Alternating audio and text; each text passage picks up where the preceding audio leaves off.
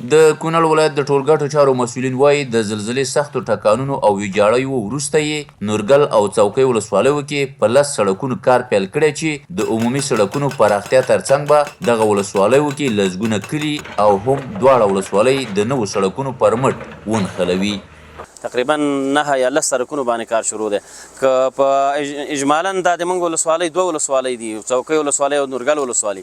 خو دا درې چې دی دا بیا د 2 نه ډېرې دي تقریبا 10 سکواټرې لګېدي او کارونه شروع دي په نتیجه کې انشاءالله امید دی دا کمې څه لارې چې وي هغه هم ورغول شي او دغه 3 واڼه یا 4 واڼه سردرې چې دي دا خپله کې سره وصل کړو دې لپاره هم پلان شته او پام کې شته انشاءالله امید دی دا کار هم عملي شي. د نورګل ولسوالۍ د مزار درې اوسیدونکي د سړکونو پر بیاځلي جوړېدو خوښ دي او دغه برخه کې د ولایت مقام او ټولکټو چارو ریاست د لا زیاتې پاملرنې هیله کوي.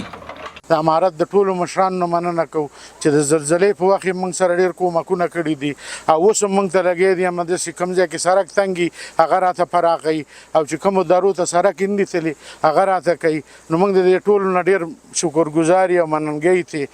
نو الحمدلله د مزار درې ته خو بېلابېلې دغه لارې دي او مثال د درې دي ټولو ته د سړکونه روان دي او دغه سړکونه چې انشاءالله خپل ذهن ته ورسېږي نو ولسونو ته به ډېرې اسانتیاوې را برابر کړي انشاءالله سړکونه به سره د نورګل سره به هم وصل شي. یاده دې وي کونړ کې شوې زلزلې که له یوې خوا مرګ ژوبله او ګڼې ودانۍ ویجاړې کړي له بل پلوه یې سړکونه هم په کنډوالو بدل کړي.